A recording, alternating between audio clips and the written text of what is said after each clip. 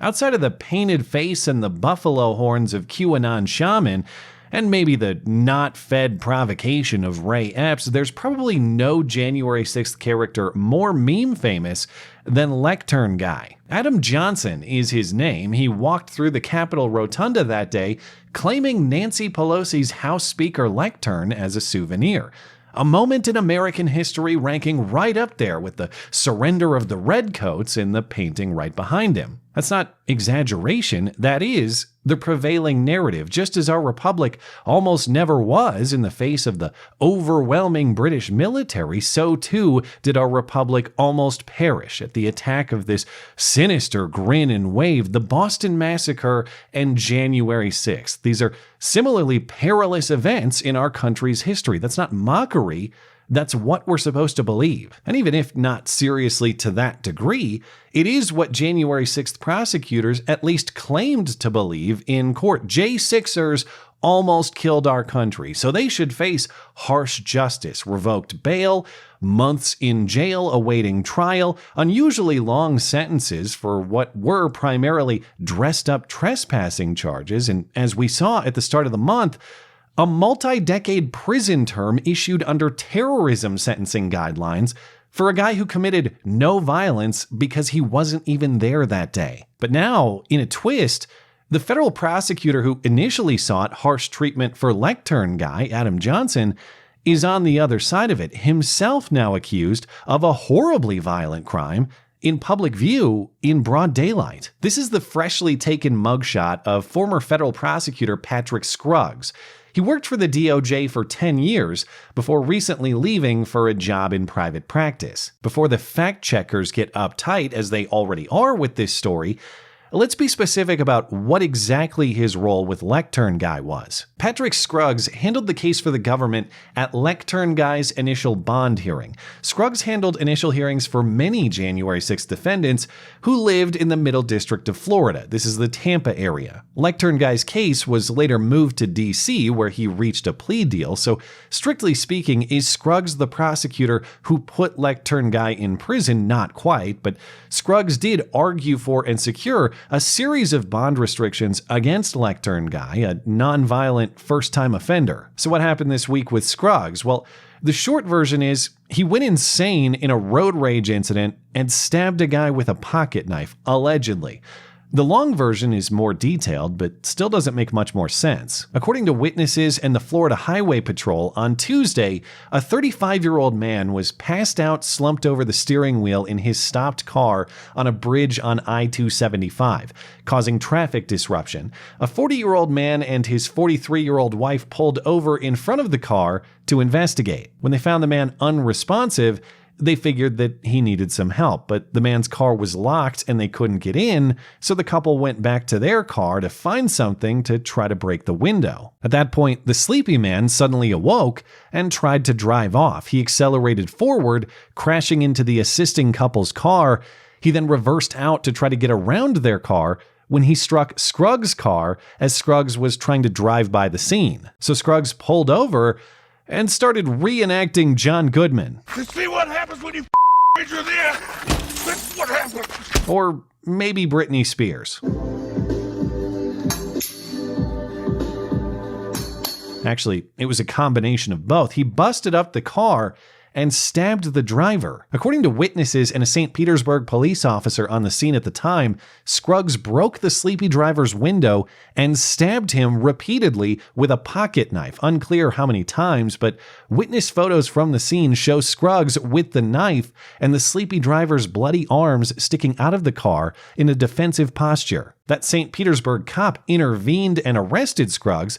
The sleepy driver was taken to a hospital with serious but non-life-threatening injuries, and Scruggs was charged with aggravated battery, aggravated assault, and armed burglary. That burglary charge I initially found odd, but I guess that's for breaking the window with the intent to harm the guy. As far as I see, there's no theft component to these allegations. But all of that, of course, puts Patrick Scruggs on the other side of the law and the justice system, and that's why due process and the presumption of innocence are suddenly back in style. Scruggs' lawyer says there is much more to the incident than is being reported, and he is working to bring to light the full facts of what occurred. The lawyer urges the public to keep an open mind and withhold from making judgments. He will bring forth all the facts and make them known to the authorities in the proper forum. But of course, when Scruggs was prosecuting, those concerns were much less important. In that case, it wasn't patience and caution, it was haste and harshness. In Lectern Guy's hearing, Scruggs urged the judge, quote, "This is a serious case.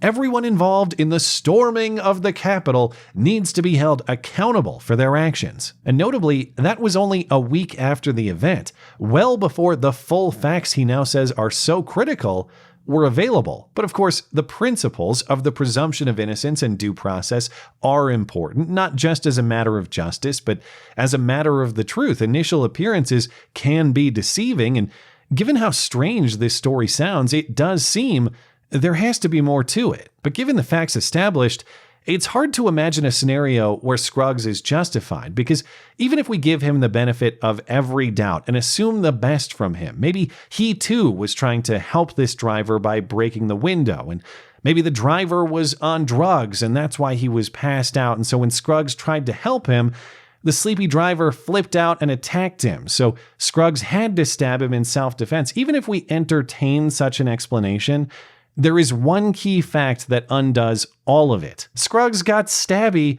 with the Good Samaritans, too. He menaced them with his knife. Troopers also say Scruggs used the knife to scare the Good Samaritans off when they tried to help the stabbing victim. Other reporting characterizes it even more severely. It wasn't just a threat. He actually tried to stab them, and they fled, according to police. So to accept that Scruggs was acting defensively or justifiably here, we'd have to believe that everybody else in this scenario was attacking him, despite the fact that he pulled his car over. He exited his car. He approached them, and he entered this arena himself. And despite what strongly appears to be violent aggression against multiple people, Scruggs is already out of jail. No conditions at all on his $65,000 bail. He was out later that evening, in fact, so he didn't even spend one night locked up. And of course, these are different legal jurisdictions. This is a Florida state prosecution, not a federal one, but that ease of release is a significant difference from how Lectern Guy was handled for a much less significant charge. Lectern Guy didn't have to rot in jail before his trial, so at least he didn't get the worst of the January 6th treatment, but Scruggs did convince the judge to impose several conditions of release on him. Lectern Guy had to wear an ankle monitor, submit to random drug tests, surrender passports. There was a travel restriction to force him to stay within the Middle District of Florida, and he was given a nightly curfew, all for what amounted to a guilty plea for a misdemeanor charge of entering and remaining in a restricted area. In simpler terms, trespassing. And despite the nickname he now openly embraces, Lectern Guy was never even convicted for his lectern stealing. The charge of theft of government property was dropped. He was sentenced to 75 days in federal prison, fined $5,000, and banned from cashing in on any tell-all books about his misadventures. Adam Johnson, he took a plea agreement. He also has to turn over any profit that he could make from books and interviews. Yeah. Serves him right. Everybody knows that lucrative book deals are only for people who hate Trump. There won't be any competition otherwise. And again, yes, these are different jurisdictions, but just broadly speaking, we are witnessing a justice system that says a guy accused of stabbing a person on the roadway and threatening to do it to two more can just walk out same day, no restrictions. But a guy who got a little too enthusiastic with his tourism and a little handsy with some merchandise is treated as an international flight risk. It's not to say that one is fine and the other isn't. Both are crimes, though of different degree, but the inversion of what we call presumptively very serious and what we insist deserves a presumption of innocence with patience for the facts is glaring, no matter your politics. I think we would all be much more comfortable with lectern thief trespassers with a little too much glee for the moment walking free among us than we would pocket knife stabbers with uncontrollable rage. But since we've already pushed well beyond what's normal or reasonable with our January 6th prosecutions and sentencing, I say let's just lean into it fully. Ditch the illusion of justice and due process, embrace the chaos, and handle this one with the same sort of spectacle and entertainment that's all but replaced our justice system anyway. Lectern Guy and the stabby prosecutor should get to settle this matter themselves. In a capital rotunda cage match, Stabby Scruggs can bring his pocket knife, and of course Lectern Guy can bring Pelosi's finest plank of polished hardwood, plus he gets that speaker seal as a shield. And we'll treat it just as seriously as Scruggs demands. This ain't cheap. It's $100 on pay-per-view, with all proceeds going to the Stitches Fund for the guy he stabbed for unexplained reasons, sure to be justified later. Anything left over goes straight to the couple who tried to help somebody and faced a violent threat for it, because it sounds like they deserve a nice vacation after being punished for committing what is quickly becoming our country's most serious crime, trying to do the right thing. Thanks as always for listening and for supporting this channel. Always appreciate that thoughtful discussion down below, and especially over on Gab, that is at ML Christiansen. You're always welcome to coming out and chat in my live streams. Those are linked down in the description. Looking forward to it. Goodbye.